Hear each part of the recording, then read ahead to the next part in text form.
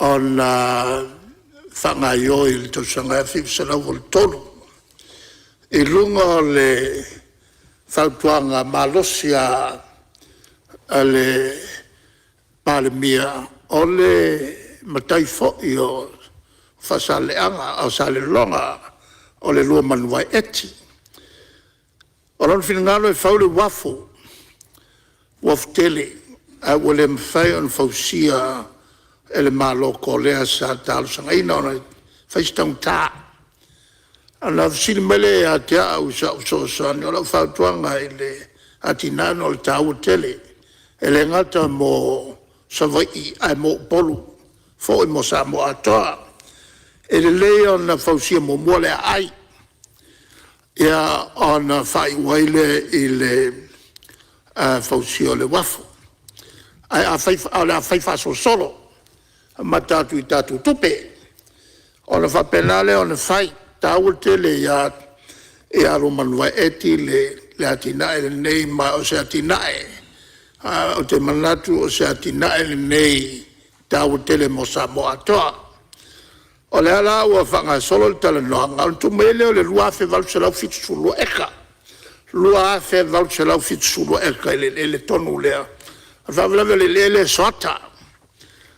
Na o la au te tele tuai. A la e o ia sale longa iuta ele vau matua e a fo e whaiela tu whatuanga.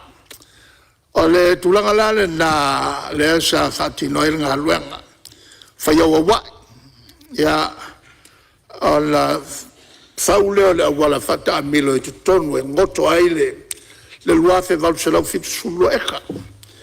Ai tala noa le whatala noa pea le minsta o le o whanua le whenga ia tuala Catholic o le minsta I le vai teimi ia le tau whai o le taui e a manatua whanua Samoa ma paula le taui o mo mea lai tutupuai o le whatuanga o le taui lan tanu ia e tolu te sima le 2 miliona 2 miliona lua sela wafi ai ina ua tu maloto filau ia longo mailo a wale mwhai o na a watea le 2 miliona sa te tongi a wawai ina ia whawhaingo fiai le ioenga sa le longa a wane ina maliu to filau ma tu whilo iloa ai whai mailo le minsta wa ule mwhai se mea o mana o sa le longa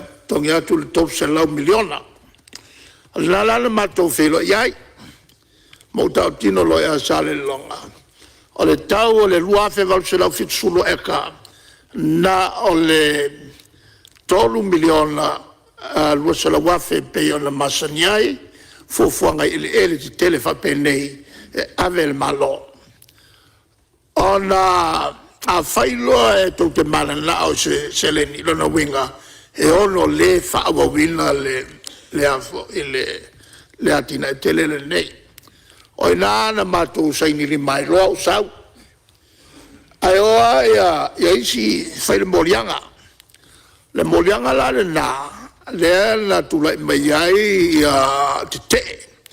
Ina ua te tala ta vale afi. Ai o tua pama mai e saka la whai ia le wala. Lea la sa to ai leo mwhawhine mu, whapefo I ma whai se au. Ana o wa tusia le tusi le o Palemene na o tu ia tonu na malianga ia na matu whaia.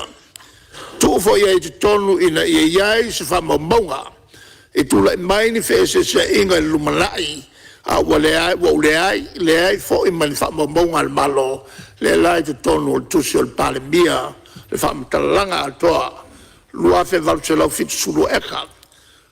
Ona o manatu lolea marka peneta e sio na whawhile mumtau ona toi whaiai lea le Fonotaga al Palemene ma o mail tu la fono e tonu el moto le nei ma pasi el moto le nei le toi fa foi ai tau final fase la ruafe Fase lau fitsululu eka lento vafoi. Ia sale longa. A tau final fase lau eka walava le na. E faiai le tatou ai. Le alalo fanga solo le ai. Ai mo le se whavelave tu lai mai. Le alalo na o tu si ai. Ma wha mo mau tu si al Palemene. Na al fase lau eka le lai. E a fo i a wai le malo. Ai toi wha fo i uma. Ia le lua fe fase lau fitulua. E le fioanga. Le ala o te whalonga atu e la se singa lau fionga le steini. O le tala noa e a el mtau pua lea. Awa uma lo wha mamalama iai toi mai fo ia te a mulmuli. O lo whaile iai o le whawai ai mana o la lato. Pe ma whai o le whali liu. Ia le mele e vea ma lato whanua o mia sa loto. Le vainga leo toi fo iatu. O le tali e le mwhai. Le nana whai ai le. Na whai ai le tulafono lea. O whanua mai le malo mua tina le malo a toi whafoi i le fioanga. E toi foi a whanua whaleanga nu. O le tulanga lana o manatu. E so swani le mta upu ne le fionga le li Palemene. E nisi foi whinaunga e tulai mai i le lumanai. Na le whātila wa eka ia. Ua ta ofie whai ai le ai. Ma o se tulanga tau tele lea. Moleanga i atu i lumanai. No whai wai lea lau fionga. O lau tau talanga. E le momoli atu il whamalo. E le wala au. O tutuila. Tau te wala wina i tau sanga umba. Ia o lau matau le wala aungal nei. Ia o to tele a. Ia nau tatou uso fo i lau mai. E whamamalu le tatou. Le tatou. Tuto tas. Ia. O te whaftai fo i le whalalo le na mai tula e ata. O te lelo i nai vai aso whatu amoli atu i ata. Sa e fo i le mātou manatu. E mātou teo e asi ma ave e le mātou whaftai. Ona sawane fo i le teimi le mātou watuai. Ia ai peita. Ia lai whafonfonga mai. Ia na tau mai e le lato li ofisa e matuale mawasa vanoa ona le tūlanga fōiwa tele le lato fia i nei e pe on tato masania i le avele o le afo il val au pa wale nei ana o sina tuolalo e le whaia e nisi whalolonga whapenei ia amana ia pea ia whaipole. E lea whaina fui pea le amana ia mato. Ia e tawa na amana ia fui whaipole nai tu. E lea ngale na o ia i launga lasu. Mai sa launga muli. O tātou mauta, le mauta e whialwhani. E te tau na luatu ai le avo e le whateta inga e lea tuno. E ala na pe tātou te le whialwhani. O tātou whinonga i e whai o tātou mau. E le te tau on mātou nofo. E te tau whaina watu mātou whautuanga. E le tūlanga whanga solo ai le tātou malo. O aani whale tonu.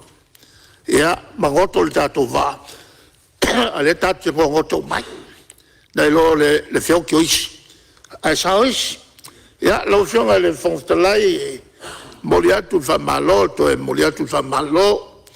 Lo fionga i lo tua vanoa ia malo on sai ia ai manu tele ale fanga solonga al tato Fonotaga so fu mai maluia ia fa malo fa tai sa no lo fionga te tai o le tua ngai ia manatu no fo ia wa fa tasil tai o le fo yang tu sai le ia e se ia o finangalo ai pa lau lilua e tu saole o leo mai al sau noanga le taitai o le tuangai la se vaenga e te fia no talo atu pe mawasea manoa no le sa fea leu sunga fono le nitu malo le sau noanga matango fia le fionga le taitai o le tuangai ia le se manatu e ia pe mawasea manoa lau fionga le fonga fitalai fa mon ia o lo ia nei te o ia se me e te fia whaasa o saunoanga i o matua tu mawalunga e whaftai le tu malo. E se tu atu pere avano? Whaftai lau fionga li, whonga whonu, ia onai, nala leo talo atu i lau fionga i tu sai mtu la whonu tu mau. Sa leise manatu e whalave lave le saunoanga mātango fia le fionga te itai o le tuangai, tumu le ava ma le whaloalo. Natu lava se isa ausi le saunoanga ia onai, pengi tau leo foi na feali, sunga fono le nei tu malo, ai misi o le whaafonga tāpua i mai o. O le nuu ma le tu malo i tu langa, na nga i eili saunoanga ma le whaafitai. E moni mwha maoni le tūlanga lea ile. O le wato wha mai tia ia tua a o le nu. Tamari ima whaila unga sa la tō wha mai te le tūla whono nei le vaila au. Ono le nei le tū. O le pue, mata pue ma li o i le tā ua o le suavai. Ona o ane lea ile tūlanga pe o sa whono wha pi i eiri sa unoanga matango fia le taitai o le tuanga i tuso le tua lalo le taitai o le malo. Ia pe o ina le tau avatu wa isi langona. A ole i o tu iai e whaafetai le whaatou whaara inga le tātou malo o na o lea sa whaia ti na eile mātou nu ina ua taula langa le mta upu lea ia nisi fo i o ta maari ima whaila unga sa avea matofi o le tu malo paia inga fo i taruai ta lenga ia tia whamu ina li unga e meisio ta ita inga le fionga di ta i ritua ngai ma le lai tuol mauta sa ma whai ona whaatino ati na e mātou waso vai whaala lanu ma wha maluru watu whaafonga mai al mātou so mātou nuu ma le tu malo ia ona ua le ua whaitau ese tutuila ma ape i whatia wa sola ma fua ai ona ia i tūlanga i pio na whea i saunoanga ai mōre sila fia ele na ua whionga le whonga whatalai ma le tātou maota o le mta upul nei le sua vai tono le nuu tofi ma le o le nuu ma le tu malo e whai asi ma ale ale ai whaafitai o leo wa saunoa ma nino ia taitai o le atunua e meisi o le taitai o le tuangai ia ta oto mai lo to fa to tuang pia na ma to tu ala lo atu i fatia wa sola ia e maua manatu ia ono le feilo o upu fo ia le tu nu ole tai malona ta anga o le lo malona fuata o le taimi man me tu puai au te manatu ia le tu atu le vai mo sa ia le afio anga e to ina tu o le nu e le si tu la fale na lua tau sanga o te amale nu o le tofia la o le me tau ave tu la fale e anga i ave tu pe tu o le nu ave le tau maftanga ave tu pe ave le tau maftanga fa ambo lo le fono le la so la e tu la fale le fono nu na no fono fo le tu la fale ma puno ina o le na mta o po fai we fa persa no angale mali tu peta lenga le tu o tatu nu ia o mta upu le tu la fale le o le va na te amar tatu nu ia tatou ma fau pe ile tu fa pe na si tu ala lole o le fai pule o palauri lua na o se fofonga o le tu ma ro ma nu a o le tu ala tatou ma fau pe ile tu a wana o le tu na te fai me tatou te ofo lai fa fonga mai se o tu malo ia tatou ala fo ile tu le tatalo ma ro yo nga tai le tu ngai malanga ngai tu mu fa lo le ma watu la no liwa tu solo finangalo ne me ane tu atu fo le avano ia o lua ia u sa ngai tu solo tala le tupi ia o le homework na o le tamali tu malo a fai we fa fonga mai le wa matan se atu malo e tu sai o na o fa monianga fa natura ia o le talo atu ia e tu malo fa tu e lo tu malo ia ave o me fai te toanga i le malo ia wafa manuanga nei ai faftai ia manatu level no foi fa tuanga foi fionga te tai ole i tuanga ia fa malo sa no pe no foi atu ia wafa tasi tai au nei fale u mo tuangang fa tuanga foi mo le malo na ia o nei ngoto le va maleuta malo ti mai malo la pitai sa no lava e pou ma a pele ai le fai nga malo o tu nei le foi faftai to fai lo fionga le tai o le tuangai mnatu lea ia o se avanori nei o le alafo atu le tai fono ia o le komite o tupe maua ma tupe tongi o le sui muli vole o le saunoanga tu sai o le tatu tala le tupe la alafo atu le fionga le tai fono o le komite o le aso le nei ua fai e reri tatou te oli ma fia iai Turona le paia ma le malu suis fono uma, o le fono au fai tula fono Samoa. Le fiolo fionga le fono fitalai, ai fa pelo fionga i le sui fono fitalai. Fiolo fionga le Palemene, te mal tato atunu. Lau fionga sui Palemene, le malu le ainga kapeneta, ma min sta lango. A fiolo fionga le taitai o le tua ngai, se tasi o tau tai o le Palemene. Le sui taitai, ai whapelo fionga i le sao whapito, ma le mamalu o sui usu fono uma o le Palemene. A fiolo fionga le whailau tusi, o le ofisa o le fono a whaitula fono, ma lau au whainga luenga. Ai whapea ia ofisa sili o pulenga o mtanga luenga, ma whaala popotonga malo. Ma lor tau tua, ma lor ngā lue, ma lor tau watai. E le whaingofia au tau ngā luenga o lo whatino, a wale manuia o le tātou atunu. Tulauna lau fionga leo malu le malo Samoa, ma lau masiofo. Tulauna au tau fionga i sui o le fono sui tofia, ma au tau masiofo. Tulauna le paia ma le mamalu o le whamasinonga. Le fiolo fionga i le whamasinosili, a fiolo fionga i le peristene o whamasinonga o whanua mswafa, ai whapea a lii ma tamaitai whamasino. O mamalu sa wo o tapua inga Samoa, a wale whala na fola, o tama ma o lātou a inga ma o lātou tama, le whala na tau lafo, o pulem tu mua, i tu au ma lātaua, a inga i le tai ma le vao fonti. E le ngalo foi le paia maurunga i le laitu o le vasa, i le taftolu o le whainga māloa tutuila ma manua. A wale whaale le ngā fulu, i le paia o le whaleanga fulu, ma le manua tele. O Samoa mamala nā, tā rorola i o tau sām whainga, e le toe au talaina, a wā o sām whainga mai le vavau, e o i le wha vavau. Nunu atu ia whaatini o tau sala. Lau e fionga le whonga fitalai, o te fio o atu i si matou tu malo sa lenga mua. O te whatalofa ma o whalofa atu i le paia ma le mamalu o le tatou tu malo sa lenga mua. A mata mai lava i tā papa mata i lili, se ia pā ia le malai o le maa. A wale a fio tui maunga pō, ma le inga sā tui maunga pō. A fio alo lilo mai iava, a la tai le whare sa soa, ma sau mai. A fio le sā o tō mata, o le tau fia ma li e tō tau papa, ma le tō whā o li. A la tai sa leu tō poe, na lima matua e le whare upolu e whā o tō whinga.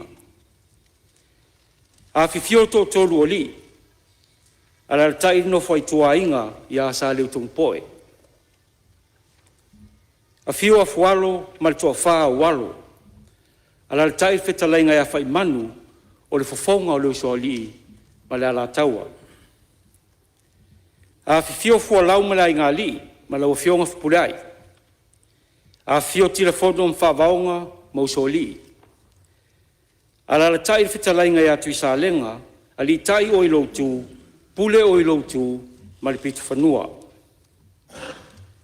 O te whatalofa tu foi ma le anganga whaaloalo, i le paia o lau whaingaluinga tutofi le atua, ma au tofa le tua. O loo whaafale le malu, a wale tau asuino le vai o leola, i whatawhai taulanga e fia, i to tonu o le tato i tu malo. O tau paia ma malu, o le ale o iese leo o le tau au auna. A wā o paia ma malu mai lamtanga, se ia o i le ngata anga. Nunu atu ia whaatiti o manaia. Whaftai, wā tau talom tapua inga, o lo manuia ai lusu ngā fono, ali tatou tu malo. Whaftai tele i lau pure tō, o mawhai e ona au wai Fonotaga Samoa, i le malae whautu ngā tangi tia whau nei, e momoli e tau tō whaa, a wā upu whai o malo, ma te talo whai whaatasi, mo whamanuianga mai le atua, mo tātou tangata. Lau a fionga i whonga whatalai, E tautala ma le whaaloalo, e vea i au, e whai masui o le tātou komiti o tupe maua tupe tongi. O te tautala ai i ilo ilonga, masa i linga, sa whaatino e li rua vai aso o mawai, e tūsai ma le tūla whonu tū mau se lau fitu lua, i matawha i oi tau ave a le komiti. E momoli atu whaftai tele i ro fionga le sui Palemene, o le minsta tupe, malo au waa. Mo se tala whatau tupe le lei fuafua, mo le nei tau sanga whare tupe, e whatau nuu ina inga luenga mo mia, a wale ati a ina o si o tātou atu nuu, a fio anga, ma o tātou tangata. O le nā ua o tau taulimaina li poti, o sairi linga le komiti, pepa le Palemene lua o fitu numera whaasfulua, i le tūla fono whaofi, tau whaofi, o le whatauino tupe lua o fitu, ma le pepa Palemene lua o fitu numera lua, o le tala whatau tupe mauam tupe tongi el malo, mo le tausanga whare tupe e whaiuina i le aso toris furu o Iuni lua fitu. Nā matalia i loilonga le komiti, i le aso lusu fitu o me lua ono, e tusa ma le whaatonunga na tuina mai e le fono ao whaitula fono. Nā wai mai o fisa sili ma pūlenga o mtanga luenga mwhala tonga tu maoti al malo, e tusa ai o aiainga o le whangasolonga o i loilonga a le komiti. Nā wai fo i sui o mtanga luenga o tupe, komisi o le au whainga luenga o ngā luenga le malo, ma le ofisa o le pule ma le su e tusi sili, e fisosoani le komiti, e tusa ai ma aiainga o tu la fonu tu mau se lau 5 fitu. Lau a fionga le fonga fitalai, sa 5 taitaia le loilonga, ma wha mafa i le sini au tu, o loo wha pupuina i le ainga, o le a, i, ngā, a. Au tasi i le ngā whatau 5 o ati nae. Accelerating inclusive growth and access. O loo atangia i le sini au tu, le nau ta inga o le malo, ia mausali ma mautu le tamau ainga o ainga uma o le atunu. E ala ia na ati na inga whatau 5, e mawhai ei o na tali atu a i mana onga, a e whapea ma sose lamtianga, e ono ali ia e mai i te tonu o le sfulua masina o le tausanga whartupe lua o fitu. Ua whaatulanga ina i te tonu o tala whaatau tupe, ati nae ese mwhamaite ale malo. Ua ave i ere whaamua, whapea mawai ngā tupe, o lea whamtu watu mtanga luenga whaapala potonga tu maoti, mō ngā luenga whaatino.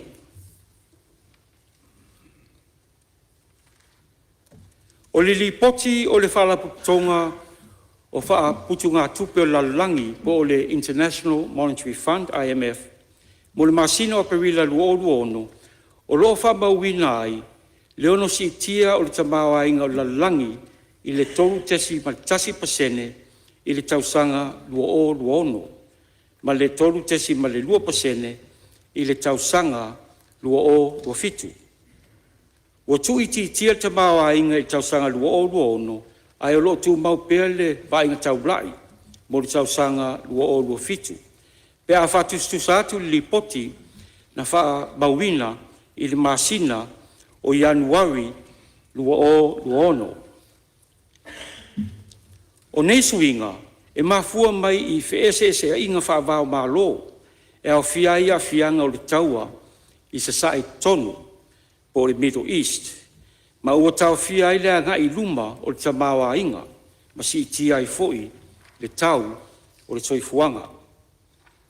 O le tamawa inga o Samoa, o loo whaatauina e whaatupula ia i le 3% i le tausanga whaatupe lua fitu, mai le 2% i le tausanga whaatupe lua 5 ono.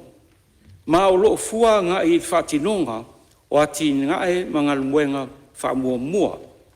O le taiala mo lumunai manui o Samoa, po le pathway for the development of Samoa, ma le tausanga whale tupe lua olu fitu, i le tausanga whale tupe lua oto tasi. Ma o le whaavae fo i lea, o le tala tupe, mo le tausanga whale tupe lua fitu.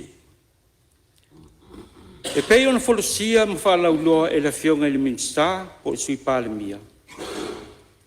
E lima ni tai alau tū, o lo wha mua i le nei tala o tupe whātau. Ma o le nau ta inga le malo, ina ia mawhai o nau sia nei tai alau tū, ma ia sanga whaabalo sia i le tamawa inga, ma le manuia o le atunu Lautele.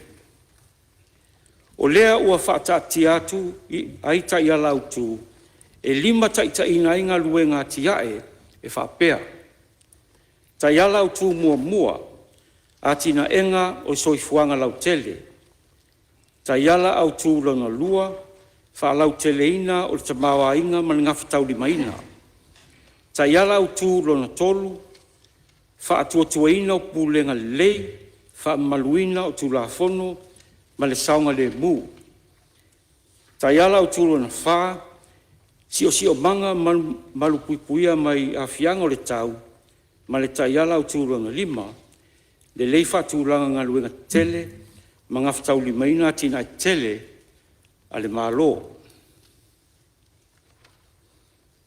Lau fionga le whongawhitalai, o le au te lenga o le tala o tupe, o loa wha mauina ai le whasilinga o tupe alu, na i lo o tupe maua. Ma e tusa lea ma le tolu tesi ma le tasi pasene o i tamawa inga.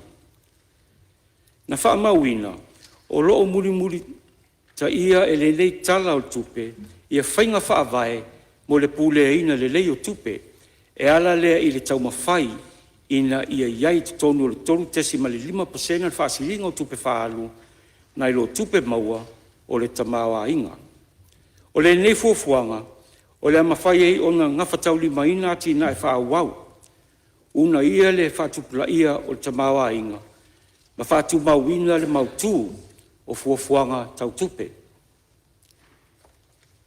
O le au whai o tupe maua whatau ina, e tusa lea ma le tasi piliona, lua se lau valsu wha miliona, fit se lau sifuru afe, iwa se lau tosu lima tāla, ma e lua su wha tesi ma le 5% o si iti ai.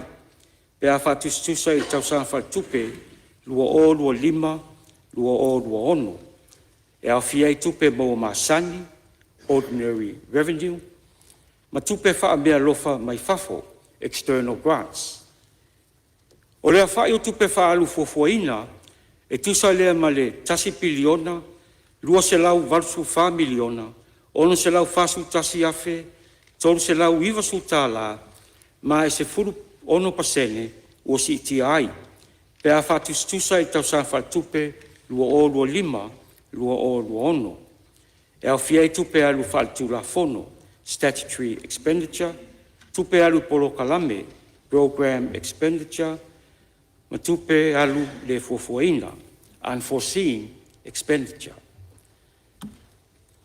Ato e se ai ma tupe whaalu moati nae, i lau whai e lua se lau 5 miliona, iwa se lau tosu valu afe, valu se lau iwa su fitala, e au fia i tupe alu i ati nae, whatupe inai whaulu ngā tupe, loan finance project payments, ma tupe alu i ati nae, whatupe inai i tupe whaamea lofa, grant finance project payments, o lea whai ato tupe whaalu fuafuaina, e tasi piliona, 5 se lau miliona, 5 se lau valsfuru afe, 2 se lau valusu valu tāla, ma e 2 tesi ma le 5% o si iti ai, pe a whatustusa i tausanga whatupe, 2 ono.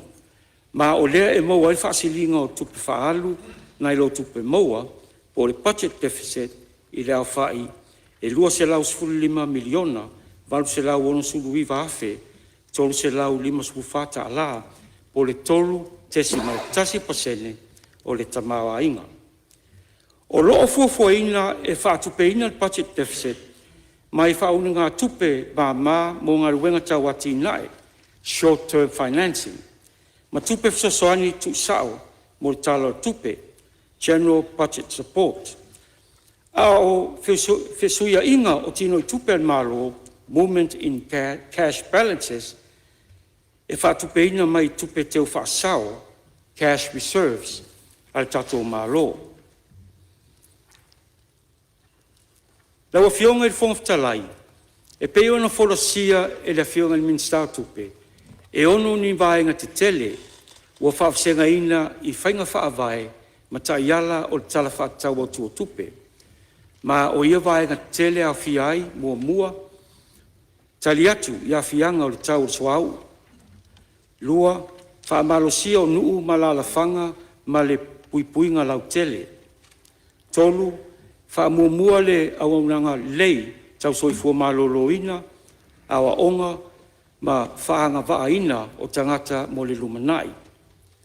Whaamalosia pūlenga le lei, whaamasinoa tonu, ma le whaamaoni o vaenga tau I awaunanga le malo. 5, langolangoina o le whaatupula ia o le vaenga ma oti tau pisnisi, ma le whaalauteleina o ati na e o tamawa inga. Ma le ono, whaamalosia ma whaalauloa le anga nuu, ta alonga, ma whaasino manga.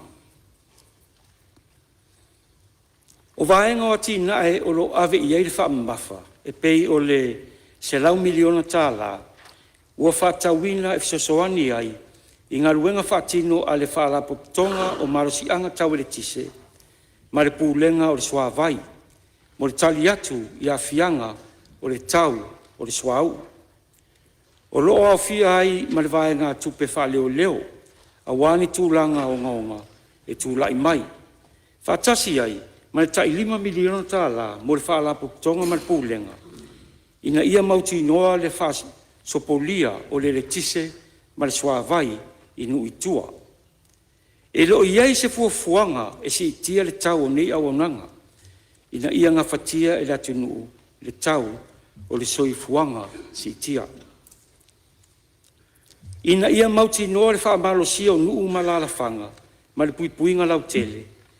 O si itia vai ngā tupe mo le polketi o ati na e o tu malo I le selau ma le 2 miliona tāla. O le whaamoe moe ina ia ausia le 10 miliona tāla I tu malo taitasi mo ati na e ngā whatau 5 ma le si itia o le tamawa inga I le maea ai o tausanga I 5. O si itia le 10 miliona tāla le vai ngā tupe mo whaalapotonga tu maoti o roo fisosoani I le atina ino le atinu. E ala I tu inatu pokalame tawa o onga so I fua maloloina atina ino tupulanga talavou tinam tamaitai mai la tou e iai a fianga tu mau o le soifua. E 2 miliona tāla ua fuafueina mo le amatalia o le pokalame fisosoani mo whanawiti fatua whananau mai. Se ia ulia le toni tausanga. E 2 selau tāla mo le pepefou, whatasi ei ma le selau tāla o le whaamanuianga wha le masina. E whaamaluina I le masina o iulai lua o lua ono, a e fatua whaamatu watu whaamanuianga ia Januari lua o lua fitu. E 10 miliona tāla ua fuafuaina mo vaila au ma whala au. Whatasi ma le tongeina o ai tāla futua a le mtanga luenga o soifua maloloina. O loo whaawau pere fisosoani le malo e 2 miliona tāla mo le awina atu o ngasi I atu nui fafo e peo fiti, New Zealand na Intia. E 10 miliona tāla ua whaanganga le malo mo le fisosoani I le tolu se lau 2 a onga. E au fia aia o ngā mata a o ngā tūlanga lua, polisi ma o ngā maulunga. E tai se lau wafe tāla fisosoani le malo mo le a o ngā fia malama ma le loto taumwhai. Ina ia mauti noa avanoa tutusa ma le amana ia o tangata uma. E 10 miliona tāla ua fuafua mo polo kalame whaasko sipi ale malo. Ma le tasi ma le 5 miliona tāla mo whaalaputonga o loo o foi natu au onanga mo au onga whaawau. O nei fuafuanga e mo le whaamua o le malo i awa unanga le tausoifua malo loina, awa onga, ma le wha anga vaina tangata mo le lumanai. O le wha vaina foi, o le a wha vaina ai foi, le matanga ruenga o whainga whaiva puna o ngā taifale, Ministry of Fisheries and Marine Resources, pulenga o atina e tu malo, District Development Authority, ma le matanga ruenga o atina enga o ainga maang Fonotaga, Ministry of Family and Social Affairs. O nesuinga, o le a wha malo sia pulenga lei, wha masinunga tonu, ma le wha maoni o vaenga tau i awananga a le malo. I le lango wina o le wha tupula ia o le vaenga ma o te tau pisinisi, ma le wha lauteleina o atina o tamawa inga. Ua wha nganga i le malo vaenga tupe, mo le una ia o atina i tau pisinisi tono Samoa. E 5 miliona tā la ua fuafua mo le atina o pisinisi, e tā wala atu i le whaalapu tonga pisinisi la iti. Ai 5 miliona tā la mo le whalatupe o atina o Samoa, mo nono ngā tupe māmā ai ainga, mo pisinisi la iti mwhiololo. Ma le 5 miliona tā la mo le au whai pisinisi, o lo awina atu o lo e fafo, ma o lo tawala atu foi i le whalatupe o atinae o Samoa. Ua fuafua e tali malo Samoa i Fonotaga whaitulangi ma whawao malo. I totonu o le tausanga whalatupe lua o luono, lua o lua fitu. Ma ua fuafuaina e le malo le vaenga tupe e 10 miliona sfulvaluafe se lau tāla mo tāpenanga a wā ia whaamoemoe tā ua. O le 5 tausanga tuto tasi o Samoa, ua fuafuaina i ai le vaenga tupe e 2.5 miliona tāla. E 2 se lau wafe tāla o le awha mtu watu mo le tāpenanga o te wila i le masina o Setema, lua o ono. O loo whātu mauina le vaenga tupe o atina o tālunga, e lango ina ai asosi o tālunga is ese, tālunga whai tau lia, i tutonu o nuu mawhioanga, tālunga whaavao malo, ma tālunga o loo tali malo ai Samoa. Wo ngatasi nei fuafuanga umale malo, ma le wha malo sia ma wha lauloina, o anga nuu tālunga ma whasino manga.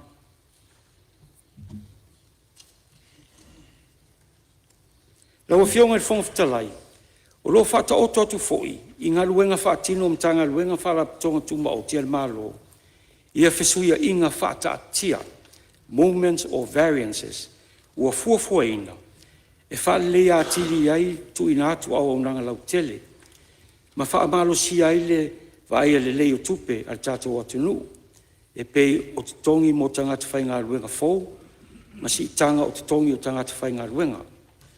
Whamanuianga i le mae ai o konkarate, end of contract benefits. Alauni mo tute mawalunga, higher duty allowances. Ma whamanuianga mo awaunanga umi, long service benefits. O whisuia inga i tau ngā luenga whaatino, o lo atangia mai ai si tanga o tau le tise maswau, in siua ma le tue whalei o tā vale, vehicle insurance and maintenance. Si tio pasese o valele e affairs, ma launi mo akitanga, transit allowances, maisi. O ngā luenga o awamnanga whaatula fono, ma vaenga tupe e whaaluai, wa avesea mai i le tele o mtanga luenga, ma ua tu whaatasia i lalo o le ofisa o le loia sili. Lau fionga i whongawhitalai, o whautuanga o loi tono lipoti, e whautua i nai le whono au, i e whaumaunia tupe alu whatauina, ma tupe maua whatauina, o mtanga luenga ma whalapatonga tu maoti ale tātou mālo. E iei fo i whautuanga whaupopo, mo le matanga luenga whatoanga, o fisa lo ia sili, tanga luenga mo whalapatonga le mālo, matanga luenga fo o whai ngā whaivampuna o ngā taifale, le Universitea o Samoa, whalapatonga whawai tau whatunga o Samoa, whalapatonga marosi anga tau ele tise, ma le pūlenga o suawai, ina ia whaalelei atili e lato ngā luenga whaatino, ma auaunaga lautele i le atunuu. Lau awhionga le whongatalai, e ina i finangalo na langa inisio sui whaipule, sa au fia i sa ililinga le komiti o tupe maua, ma tupe tongi. I mata upu, i si tanga o suau, sa la ngā e sui whaipule mai anoa maarua. O le vaenga tupe se lau miliona, tāla, ua wha nganga mo le tali atu i a fianga o le tau o suau. O le nei vaenga tupe o le afsosoani i le tatou EPC, ma le tatou SWA. Ina ia mauti noa le mauapea o nei au nanga tāua. O le vaenga tupe o lo i lalo o tatou matanga luenga o tupe. O le vaenga, mua vaenga tupe wha leo mo tūranga o ngaonga tūlai mai. 2 miliona, tolu se lau fasu tolu afe, 5 se lau vasu tasi tāla, ma le fasu 5 sene. Lua, vaenga tupe wha leo mo le EPC, e tutongi e le tiso i le PPS. E 10 miliona, tolu se lau tosu fitu afe, fitu lau tosu luiva tāla, 2 sene. Tolu, tupe mo lai sene, i lo fisa o le pulfatonu. E 3 miliona, tolu se lau suvalu afe, ono se lau fitu luiva tāla, tolu su 5 sene. Fa tupe fa leo mo le tiso mo le isi ono masina e ono 10 miliona tāla. Ma le 5 sosoani i pulenga soa vai e tasi miliona tāla. Il mata upu tau sosoani i interneti mo a onga la tenu. School connectivity i lalo mtanga luenga o a onga manganu. O le vaenga tupe valse lau valsfulu afe, sa whatino i ngaile nei polo kalame, ua wha se atu, mo le ngā luenga whatino sfuru tolu, ale mtanga luenga wa onga manganu. E faule nei ngā luenga whatino, mo awa unanga whatikono losi, ma whasala launga. O le vaenga tonu lea, o le a ngafa, ma le nei polo kalame, o le school connectivity. I mata upu whatau i vaenga tupe mo awa unanga, manofoa masini o loo whaonga ina e le whatonga whawai o tau whatunga au. Na la ngā e sui whaipule mai whale alupo. O le vaenga tupe 4 miliona, 2 ono afe, ono se lau 5 tāla, sa i lalo ngā luenga e vea i masui al malo, ua si tia nei i le 4 miliona, wha se lau ono su tasi afe, ono se lau 5 tāla, i tau sanga wha tupe lua ono, lua fitu. Ono si tanga o tau vai la au ma o lo mai fafo. O le nei vai ngā tupe, ua vai ina i ngā luenga whaatino lua, tolu, ma le wha o le whala ponga. O le a wha popo foi le tasi masini wha mama toto, ma le tasi no fō. I le mata upu i le mana o mia ni K9, wha popo, mo le mtanga luenga o tute, na la ngā sui whai pule mai whale ate tōru. O si tia le vai ngā tupe o lo i lalo ngā luenga, e a vea i masui al malo, mo au unanga a wale malupuipuia o tatou tua oi wha al malo, mai le se lau wafe, i le lua se lau wafe, mo le au maia o taifau K9, e wha popo i le lua taifau o lo i ai nei, mo tau sang wha tupe luo fitu. O le simta upu, vai ngā tupe a onga o le fia māmalama, ma le loto taumwhai. O ia vai ngā tupe sai tonu o le OGG, ai wawe ese mai ina ia manino, ma mai o vai ngā tupe a ngā waa ai a onga nei. E tai se lau wafe tā la a le a onga, e tau sanga wha tupe luo fitu, o lo i lalo fo ile, tanga luenga wa onga. Au fionga tōsu. Ia, malia whenua le te whono lotu lai mai le whau la vea whale ate tōru. E mātau ina whaaloalo. I o le la atali mai le fionga le te whono. Komiti o tupi mta usala ngā patino i minsta. Ia le whaftaila o fionga le te whono. Le o man mato whaitau ia au li poti. O a pāro whaatonu whaitau. E pe yo vai ngai o tali mai ai e fionga le telefone. E si sa yo e fionga ni minsta. A mo mo lo fionga pe a fai tulanga le ni te o te la nga ho i te mi mo liani mi fa lava. Ia malo fa tai fina ngalo fa le tol ia o tulanga na o le tau pa ia tulon no fo a tulai mai lo ia fa le tol tulanga ni ia mo le fino lo fionga te telefono ia a mai le o te telefone le ni te o tatu se ese ma tatu tula fono tu mau ma fa la lava Ia whaftai lo fiong whaftalai, whaftai fo i lo fiong sui spono mai whaleatu, whabalua tu lo fiong whaftalai, ona sa awili i le patukomiti, vai ngā tupe ia, nen whape whaso atu, ai whamalulu atu, tā tāti atu ia fionga i mitsta. Lau fionga i le whaftalai, o whautuanga. Lau fionga i le whaftalai, tau poe fia malam na mai.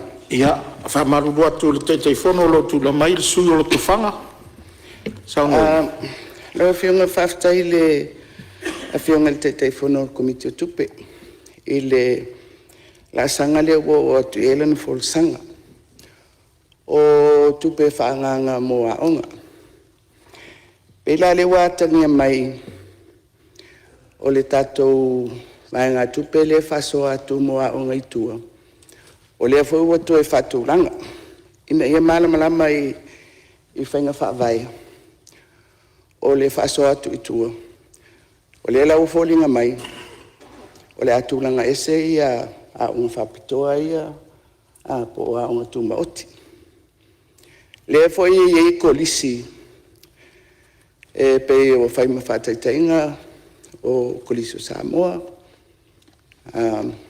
a vela pea tatou kolisi i savai. Ia pelelea ia avele ma le kolisi o Samoa e whaim whaatatainga o le fisili.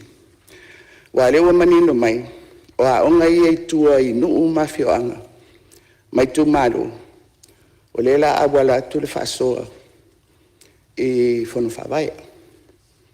Ai le o manino, pe o le awala e whasoa tuai tupe i tātou kolisi ia. A le pe wata umanino mai wa onga tū mauti. Le la tu sa o a ia onga ia. Ia la tau pūlenga. O le ale la vea i lalo oni Fonotaga. Pe o i tūla ia e au lo samnoa ia le fionga le te fono. Pe e mana ia e atangia mai ei. Le whasoa le ua iei, ma le whainga whawai o to ai le tātou tupe mo a onga le tunu. Pe o le pesiri le fia malama mai lau e fiong. ia o lo tu ai mai le tai malo salo le la fa mama le fionga le parmio Tu langa o le mtau pula le tātou o chichi.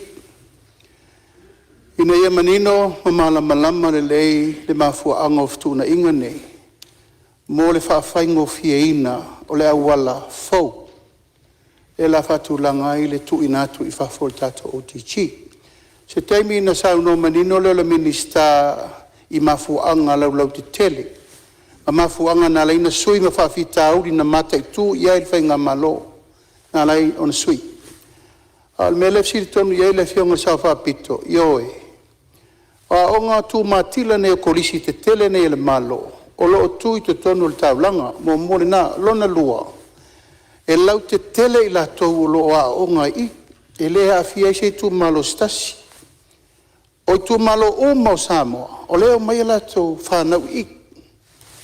O lea wala pito i sili lana mai tau ina er kapeneta, sili aina vave na whamatu le tupe, e soot au te ia onga te tele, o lea ve sao i le tupe, e whai e la tau pulenga management, o tu langa ia. Mōre lumanai, ina ia awane ia tangi ai le tātau mia langa i le tasi, seitu malo e a fia i la onga lea. E na mafua i lana whaile tonu lea. Ave e fetu una i la taupo o whemea nga i ele whainga fau lea. A iei nisi whawhita au le tūlai mai. Ion tam whaifo le fau. E na mafua i ona iei a onga te tele i ale malo o lo tūlai mai te tonu Talfata Iopia, a Vele, Samo College, Primary, Apia Primary, ma onga umale to Faleata, a onga i tonu, o leo fanga umama iai, alo mafana o le tunu tiutilo iai. O le anga ina lava ia mo swinga o tau mfaita to malo e fai, e fo ia fa vitauli. O le na maita wina na lai o na faa tere ngese, ma faa tuai, a ia inga, o le faa matu ina atu o le tatou tupe le ifafa. Ala tatou mata i tupea. A dia i maini swinga le lei, me leu fai, fataunu, faa wau. Ai a ngai mai fo ini swinga le tala whenga, i on tatou toi fitu na i fo i lea mo le raru lumo le, o le tatou OTT program. O sosani atu le fionga te fono. Ia, malo whaftai, misalo lewa whafonga le fionga le sui o le tufanga, ia i le tūlanga o leo wha manino le te tai o le malo. Tu atu lewa noe wha wau sa unoanga le fionga le te fono. Whaftai lo fionga i Palemene wha maala malamaino le nemi tau taua. Lau fionga fonftalai, ia e tātou te nofu talo pea. Ia manuia sa mua i ngā luenga la whaatino i lana vaenga tupe whaatausanga lua ono, lua fitu. Ma ia whaatupula ia whamanuianga i le tū mauai o lo tātou whaatuatua.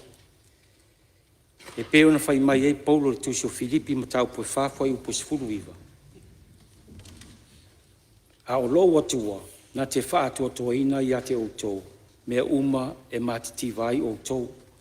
E tusa maletele o lona vi inga ia Kiriso Yesu. And with all God's abundant wealth through Christ Jesus, He will supply all our needs. I le swafa manu malo o Yesu Kiriso. Ona mulia i leo sfamtalanga le komiti. E avea ia o e fai masui. E wha leo ina le nganga o le whaftai leo fionga le minstau tupe. Po le sui Palemene. Ma lawa fionga le li Palemene, a wanga luenga ta ia la whatontonu, i le tala o le tupe, lua ono, lua fitu. E momoli atu fo i le ngang whaftai, i whaululunga mtanga luenga, ma whaalapo tonga tu mauti uma o le malo, sa ma whai o na awai mai, e tusa ma le wala watu o le komiti, mo i loilonga o le tala whatau au tu tupe. E tali tonu, e tele tu noa, i le whea ngai ai, ma le tautuaina o le malo ma le kapeneta. Ai sa whaavanoa lava o tō taimitāua mo tuina mai o le sosoani. E whaamtala ina ai o fuafuanga ma whaamaumaunga, ma lo whaaftai. E le whaangalo ina foila o unanga o lawa fionga o le whailau tusi, ma le ofisa o le fono. Whaaftai mo le tautuaina o Fonotaga le komiti i le nei lua vaiaso, au whaanga solo ana i loilonga. E momoli atu fo i le whaftai te lava ma le whamalo ia o tau sui fitfilia o le tātou komiti. I le langolanga sua ma le whaavanoino o tau taimi tāua. E whaatino ai le nenga luenga tāua. E tusa ai ma lo tātou walauina whasui fono o le komiti. Lau fionga le fono talai. O te talasanga atu si o avanoa o te fia wha leo ai le whaftai, ia manai mana onga o si o mātou tu mālo. E mua lava no si i le vi inga whaftai le atua, ma e vea ilo leo e whai mafonga tau molio le tu mālo.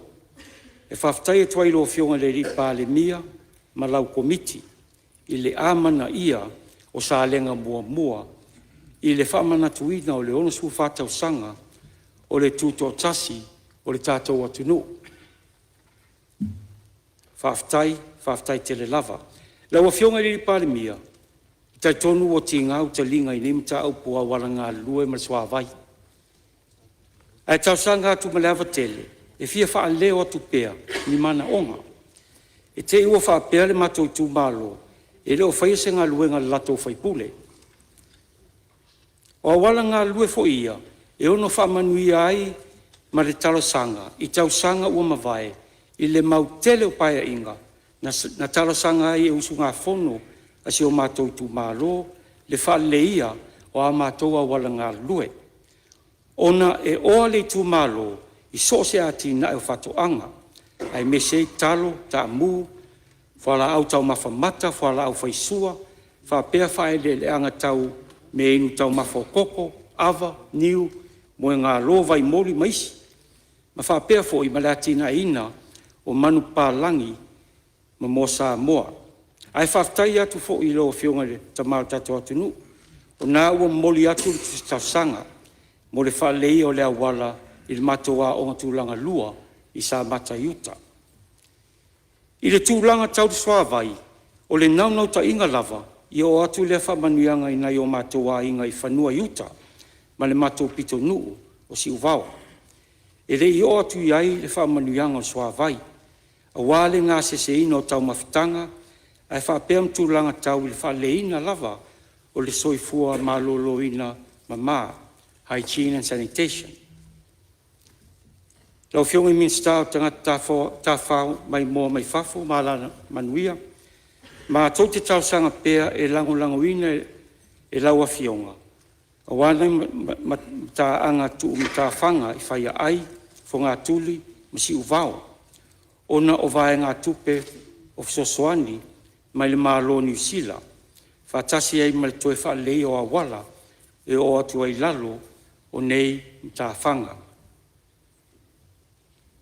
E ai fose e tasi o mataanga o mato I tū malo I whanga whau, ua lau loa I sa moa nei mato nui whafo, e tā ua o le Lovers Leap. Ma e tā sanga atu I laua fionga, pe ma whai ona toe ati ai le lei, ina ia saunga le mu mo mataanga, I le sosoani lalo poka lamel malo o New Zealand. Ia o nai tausanga whaopopo ai anoa, e whapia tuai la mātou tausanga, e peo na talo tuai lo usua whaipule mai sa lenga lua, ma le mā au ngani atu, I le mā tua fine tausala la le lei, o le fionga le sui Palemene, a wale whale le ia o tatou whale mai I whai lalo, ai whapea se whale fui mui sa lenga lua. Ma tausanga atu ai, ma se ofisa po se pou al mtalanga luenga leo leo, e leo sa lenga lua, au sa lenga mua mua. Leo fionga I fonf talai, ai o te le inofo I lalo, e tausanga atu I se avanoa, e fie whai e sautala, e se tasi o poutu toa, o le mato I tu malo. E tō whai a whai manu to I se ato nio, o whai langi fo launga, o no le walau pa ia o le atua. O le tō whai a whai manu, sa avea mputisili o le mato ofisa o le fono whaavae, talu o na whaavaeina. Ia, whameisele anganga o le atua, I lau sunga le tausi, ia vai le lingi masoe whai manu, le nofo alo, ma le ainga whaavau. Ia lofa le atua puli tele, I le tausinga o tau soifua. Lau fionga le fonga talai, a veile nei taipi. E momoli e toa I le whaftai tele I lau fionga, I le whafoeina o le tatou Fonotaga. Ia whamanuia tele le atua I lau fionga, a walo walawina. Ia whamanuia atu le atua I lau fionga I le Palemene, sui Palemene, le mamalu al kapeneta, ma minsta lango, whapea lau fionga I le sui fonga talai. Ia whamanuia atu fo I le atua I lau fionga taitai le tua ngai, sui taitai, lau fionga I sao whapito, ma sui o fono uma o le Palemene. E le ngalo, lau fionga I whai lau tusi, pa lau whai ngaluenga, o le ofisa o le whai lau tusi o le fono awa whai tula fono. Whapea whaulurunga o mtanga luenga whalaputonga o tatou malo, ia whamanuia atu le atua ia o tau. Whamanuia tele atu fo I le atua, isi o matou I tu malo o lo tapua I mai. Whaftai tele lava, mo loo avanoa, soifua mai e manuia. Ua whamalo atu lau fionga te teifono, mo le komiti, mo le lipoti le komiti o tupe maua ma tupe tutongi. Whamalo ngā lulue, le whalongolongo ti ngā, ono se ngā luenga e tele lo na whawhita uli ma lui tau, whamalo lo nsai. Ia we foli nei avanoa e whamaisi atua ilu nfoa tu salvala au pa ia le atua leo maua ia o le sa avea mapule o le fono whawai le tu malo ia sa rua ngalu lue so tau au whamaisi le atua i le pa ia le tu malo manilangi e whasingo a wale tu malo ia ono le to sea o le sanga lue puno wai le fono whaavaya le tu malo whaaftai. Mata watu wa whaasopolia uma sui mamalu o le tātou maota. Sa unuanga whaalaua I tele le tala whaatau au tuare tupe lua whelua sifumoleono, lua whelua sifurumale fitu. E le to e tau whailo le tele o mta upu na la ngai sa unuanga o le tātou maota. Tusa o le whaasolonga masani, o le avanoa le nei mo le malo e tari whaitau wai mta upu sa la ngai sui mamalu. O te mua I tāpala o fionga le li Palemene I so fina ngalo, mo le whaangasolonga o le tari a le malo. O tai atu I lau fionga le whangawhetalai o le avanoa fo'i ai le I avatua le tali alo ia le tātou malo. O le nei aso e whaleo ina le nganga whaaftai, whaupopo atu e tusai ma lau malelenga lau fionga le fonga le fono. Wa leo tātou tonu nei le vai luanga o matangi. A wā upu ia fili ma pule tuu e whemeo I nae. Tonu wai le vai luanga o ngā luenga. O leisi la sanga ma leisi la sanga wale. Vaenga mo mua o le tātou Palemene. O le longona lea o le malelenga. Le tofa ma le whautautanga, saunanga, tuleinga, le maota. E pale ai e lufi ino le tamau aingo Samoa. Mai ele I vatua le tali alo ia le malo e ala I le tofa lea ua ta oto I le lumafale o le Palemene. E mamoli atu ava le anganga whaaftaitele I le paia ma le mamalu maualunga o le tātou maota. O lea e tāpua I e le atunu o tātou whaivalo filima. Aisea. E le la ititi taimi whapene. Pe a tātou o mailo e sua le ula pauta, ma sua le ula patai le tamau aingo Samoa, o le tamau aingo ai, o le tamau aingo si o tātou o tunu atoa. E vavai lava ma le whaaftai le tua, ono lewa atoa tino le tamana mo I le ana. E ala le nei aso I tuleinga, ma saunoanga,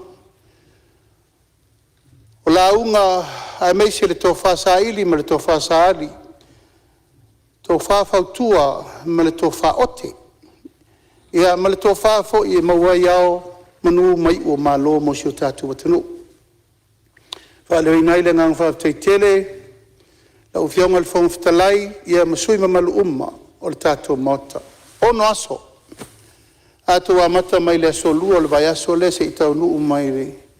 Nei fo I aso lua, ua mai a le tolus huru wha mon tupu, tu leinga masau noanga le mota. E inisi o tātou sui, o tātou le mafuta. Me se fo inisi o tātou le whatasi, ono to e tāpena inisi o whai ngā whitwhiringa le atunu. Ia, malau o fionga le whangwhitalai.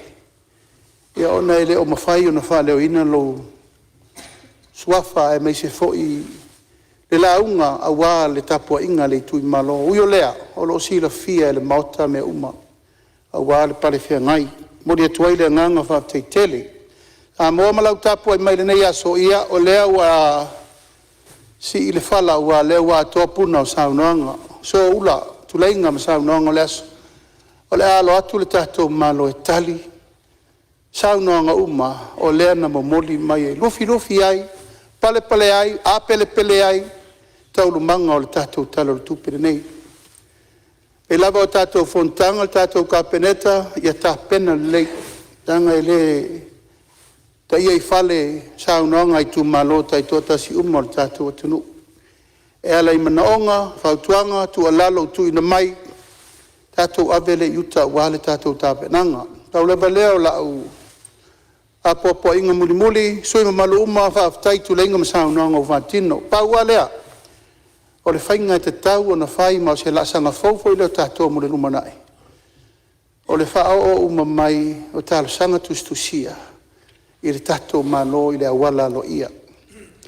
E le ngata ina wha leo I le mauta. Ka ia iai lava le wha mauninga o mana onga turi loa. Ina nei mea ne wha pea la unga lo le Palemene wa pa ia I, wa atoa I. O le awala mo le turi loa ma le wha tino ina mo le lumanai. Ia tau nuu pea tālu sanga tustusia. a nga i le ulo le tanga le ngolo ye manaonga a kopi le minsta e fe ngai male mtau o ina e mafai ai le minsta na turi lo ulo mtanga le ngala ngola tau e fatinoa le ngaluenga ya le manaonga ma me umalava ale fa ma wai lalo a wala lo ia follow up mai tal sanga ma mene ia le o te talo atu tulanga no ia ina ia fai na e fai ma pine fa mau e turi lo ai le fatinonga a fai e fai fatino le talo le tupe fa tai ia e lima tausanga turi lo fa penalta to ngal e o atu lava ia u fa mali ina umu fina ngalo o leo tau no mai le tali le malo o te walau whalo ngi ai lau whionga le minista o le tātou poloketi miliona lu filofi ia tamua mai a oe le tātou tali e ana whasolo mai lava lea se i mai le minista o tupe e ana abatu ai leo lau au te lenga muli tal tonu fo i le umi ai batu lava noa tali manino tali malama i al whafonga le mota ai meise le tapo i mai e Samoa manuia le tātou Fonotaga.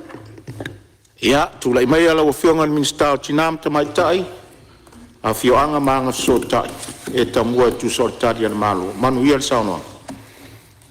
Ia, whaftai lau whionga le tai tai, lau whionga le Palemene mo le amano o tu ina mai alo filufi. Ia, e tala ile tali o tato malo ne aso.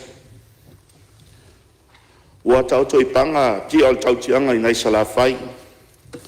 Awa ua tau fai puea le matila ma leo wheloa. Ili soi fua manuia o tau a whionga malu. O lupe na whaia mai fui. Awa upu fai o le tato malo. O pa ia mama malu, o le ale o ia se upu lufi. Sa mo o man tofi, ma pae ulu whanua. O pa ia lava lea i tama mainga, ainga matama.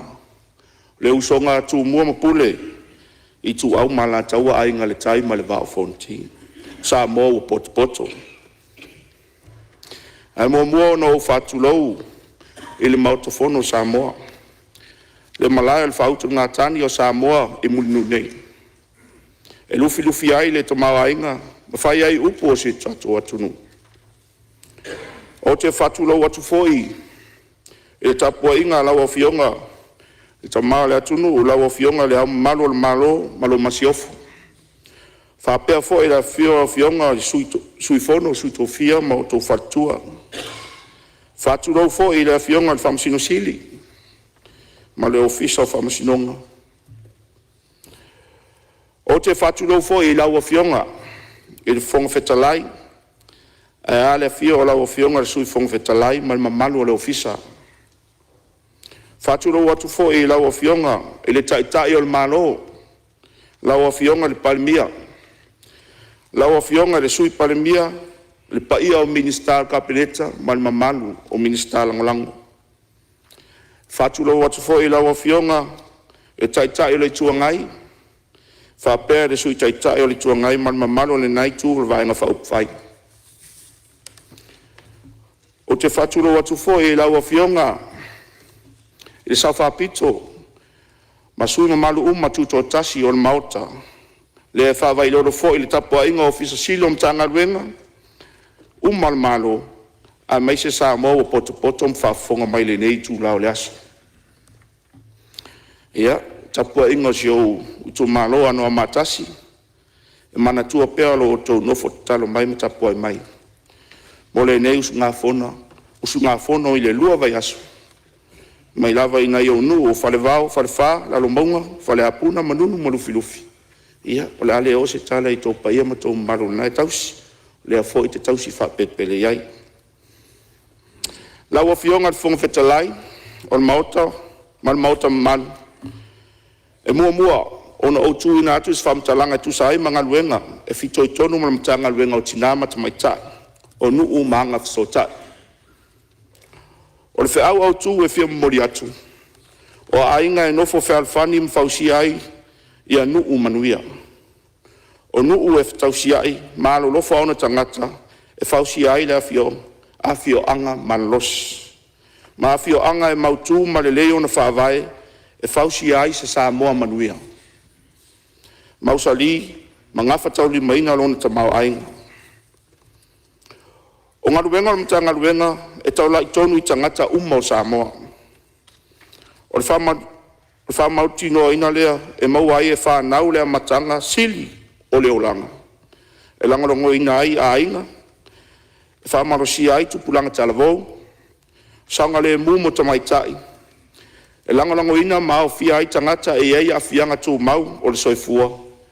Ma ia whataua ina tangata matutua. Mao le au tūtonu leo le ngaluenga le mtangaluenga. O le lango sua I tangata Samoa I vaenga o leo langa ma le soifuanga. Mo le silifia o tō a fionga malu. O nesi neo la sanga tā ua na usia I tau sanga faltupe. O le afa mai anei. Luafe lua lima, luafe lua ono. I le sfulu lima masina o tuanai. Sa wha wawa I lava le malona wha malosia ati nai. O anga fsota I o Samoa. E ala inisio po kalame. E au fia ai. Tasi. Le whala wilo ina o taiala o le atunu. Mo le ati na e ina o whanau laiti. Ina ia maua e tamaiti uma. Le amatanga le leo soifuanga. Lea ua whapeo na ati na e ai. Le por kalame o le tau wa pin benefit. Mo le manuia o whanau laiti. Mo la tau ainga. La o fionga le fonga vetalai. Ma le mamalo le maota. E amana ia le malo le tā ua o le tausanga mua o le olanga ma le soifuanga ma lo inga. Awa onga ma le manuia o le tangata I le tausanga ua mawai. Ua whaua uina fo I le whatino ina o le Early Childhood Development Framework. Ma ua au ina nei le silia ma le se lau sui o nuu ma sui tamaitai. E avea ma parasocial workers ngole langolongo ina o whanau. Ma ainga vai rato tama ainga. E ala mai lea I le ngaruenga, whai paanga ma le UNICEF. O le avea o le whamua mua whanau laiti, o se tasi leo ati ina e sili o na tāua, mo le lumana I o Samoa. Ma e tū maupea, le whamua mua o le malo puipuinga le whanau, o le manatu au tū lava lea o le malo. Te tau I tamaiti umba, ona, saunga le mu, pui, malangulango inga. Lua, Whala wilo ina o le whatino ina o ta iala pola pui. Mo le puipuinga, ma le taufia o sauanga I tutonu a inga, ma sauanga whaasanga I tina, tamaita I mwhanau. Lea ua mae o na o ina aere sidia ma le lima se lau tangata, e a o onga mo whaalia I suinga le lei e pei o le whaititia o le tua ia o e ua afia, whaititia o ta iala o sauanga, Whatele ina le mamlama I sosoani mo e wafia. Ma whatele ina le iloa au wala e whaasino atu. Ai mo sosoani. O le polo pui, e na o se po kalame mo se taiminei. Ai o se vaenga ma mao le mauti noa I le sanga le mua a inga le lumanai. Tolu, o tupulanga talavou, o lo avea pea ma autu o le lumanai o Samoa. Ma o lea whatuina, ai le komiti o le whawhautua o tupulanga talavou o Samoa. E au ai e o lātou whatinonga, o whaiunga au wā o lātou sao, mo le manuia o le atunu. O loo whawauina foi le pokalame whalau iloa, o le Say No campaign. Leo wasilia ma le afe tupulanga, sa au ai mo le sili atu o le luas furu afe, tangata sa whapea na whasoa mai manatu, o whatoa whala inga I lunga rupena ta whailangi, I le mta upu. O le vainga le malo o tupulanga talavou, e rena o se vainga o le atunu. E na o na ave I ai o sosoani. Ai o la atou o ni taitai. Paanga mai sosoani I le lumanai o Samoa. Wha, o lo tu mau foi, le tautinonga le malo, e au fia tangata I le ati na o Samoa. Mai au fia ai, matangata I ai a fianga tu mau o le soifua. O whamaunia I fufuanga o ngaruenga whatino. Ale atunu matangata e ai a fianga tūma o soifua. E a vea foi le nei avanoa, o te fia e toi whailoa tuai ma whamauina, e le mauta nei. Le ausi ai o le tūlanga I longa, le tala whasolo pito, e tu sa ma le langolongo ina ma le manuia o le malo, le whiwhiringa ai leo le tamaitai Samoa. Le awhionga I a matawha, whatino masunu tumapu. I le komiti o le malo au whaitasi, e ia te tau o tangata e ia a fianga tu mau o le soifua. O le ulu ai taimi ua vea isi Samoa ma se tasi o sui le ne komiti. Ma whai loa ta ua foi. O le tautinonga Samoa i le awhia ai o tangata i ai awhianga tū mau i soifua. I so se vaenga a mai se ai teita inga ma whatinonga o whai unga whai o le atunu. Lima, o nisi neo suinga o se eleni so soani o uma o no whatinoinga. O le si tia leo benefiti o tangata i ai awhianga tū mau i soifua. Mai se lautala i tolu se lautala. Si tia pensione o tangata matua mai le lua se lautala i tolu se lautala. Si tia tongi o pule nuu masuita mai tae o nuu mai le tolu se lautala i le fa se lautala. Si tia le se leni fisosoani mo le fausi eina o maota malawa mo a inga vai o latu tamau ainga. A latu i le whainga paanga ma le etra mai le 5 se lau afe i le tasi miliona tala. Maua si tia ai au whainga o maota malawa e fausi eina i le nepo o kalami. O le mtafa i oile mtanga luenga, o le savavali whaatasi matangata taitas. A inga o nuu o whainga malanga o le olanga. E sosoani ai le fausi eina o Samoa manuia. Saunga le mu masili atu o na au fia ai tangata umu. Ai se a e ta wai le ainga. O le ainga o le whaavaile o Samoa. Ono foanga ia e tausi ai ma whawhailele ai whanau. Au ina ai tupulanga whataua. Ma whausi ai, ma whamalosi ai i a whioanga. O le mafuanga lea, ua fuafua ai le malo e suia le ngol mtangalwenga. Il mtangalwenga o a inga maanga fisotai. Ministry of Family and Social Affairs. O le nesuinga e whailo ai le toe whamauina o le tāuai a inga i atina e o Samoa. Pei tai elena o le matangalwenga e nafa ma mtai whaioi e manau mi ai le ngalue whatas. A matangalwenga le malo, tai tai onu o e kalesia, a fionga, vaenga tu maoti ma vaenga uma o le atunu e au fiai tupulanga matangata e ei a fianga tu mau o le soifua. Whainga paanga o atinae, ai mai sei lava a inga uma. O le atinae Lautele o Samoa, o le matafa ioi o tangata uma. Lau fionga le funga fetalai, whapea le mauta manu. E tu sai ma le tala whatatau al tupe, ua folasia le mauta nei. E ei vaenga le lumana i te tonu o le isis fulua masina, o le tausanga whale tupe, luafe luono, luafe miro fitu. O nisi neo vaenga o le whapea o na whatino ai e le matanga luenga.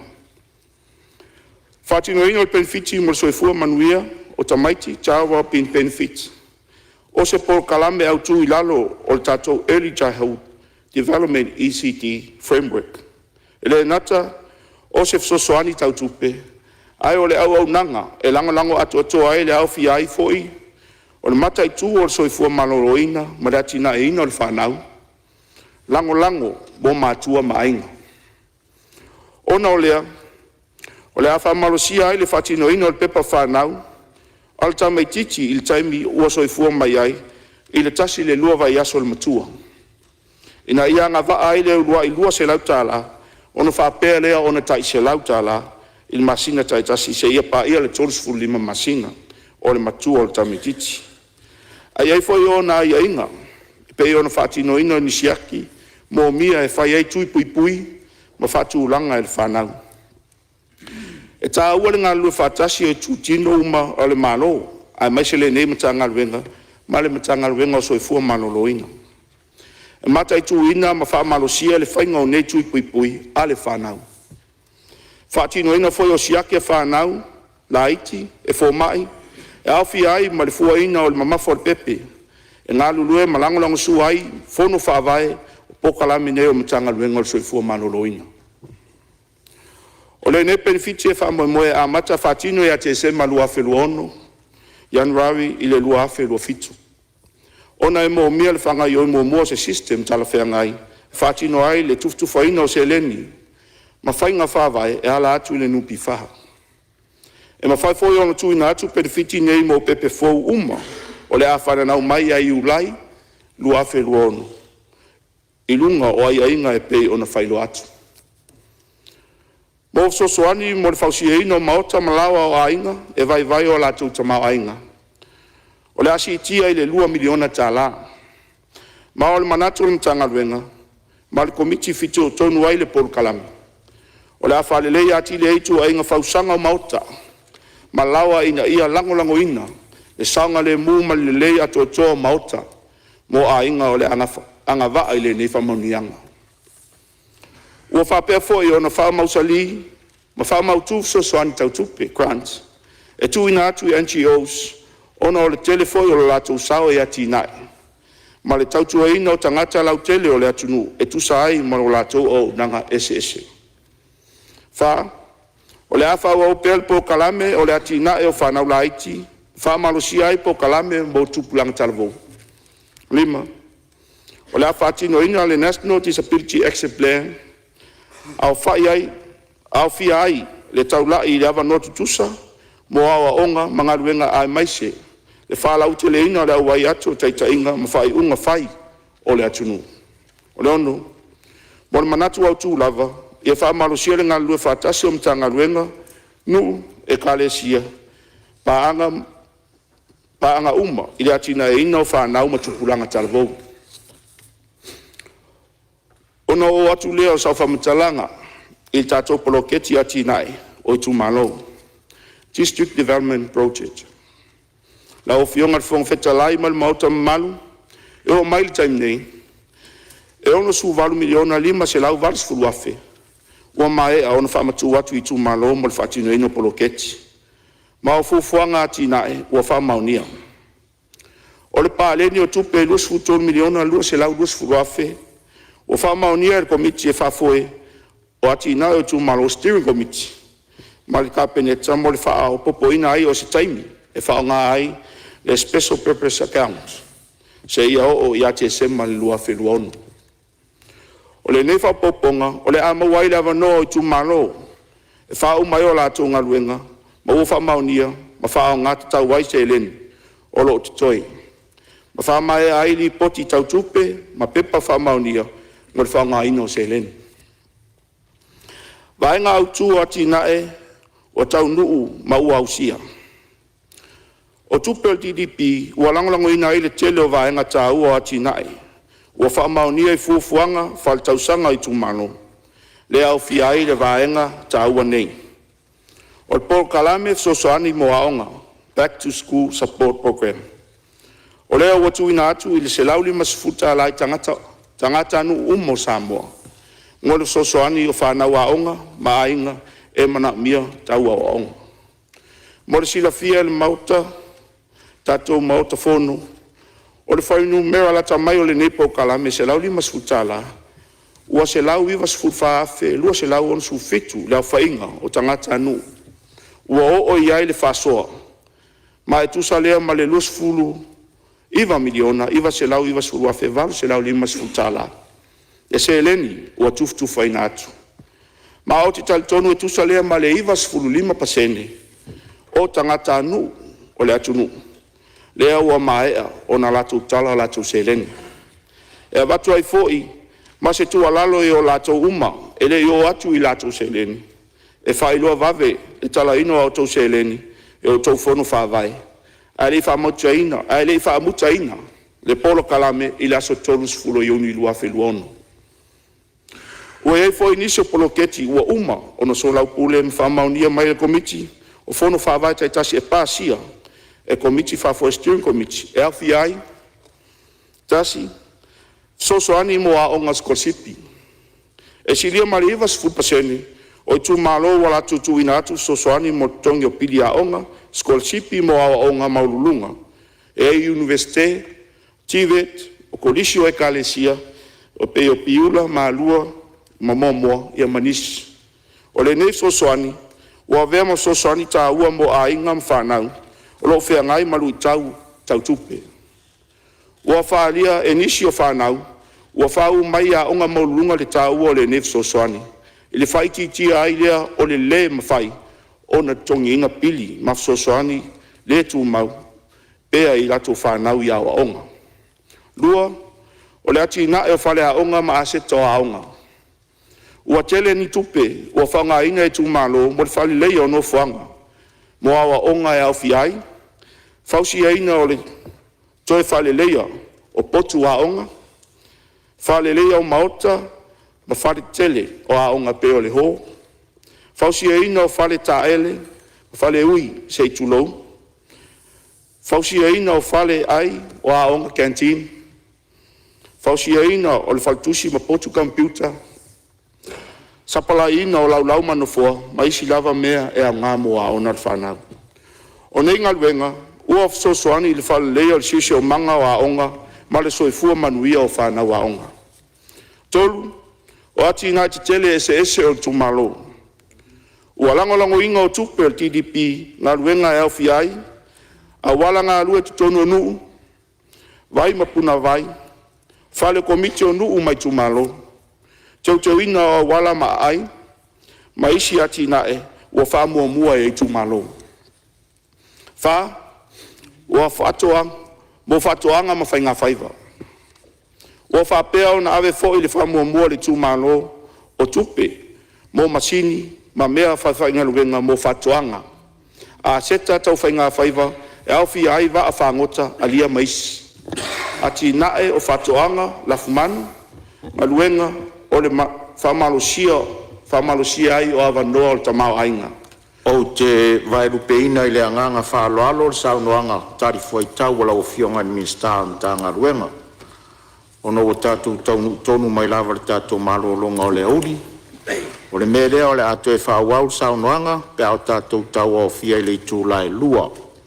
O te whasisi latu o whatatia ese ngā luenga le fono au whai tūla fono, se o tātou tau e tau o fia i le tūlai lua, mō lana malo longa masani o le auri. O lo o tā pena le tau maftanga o le auli le lunch, i le maota o le tofilau eti alesana italiai lau tau sua, mareanganga whaaloalo.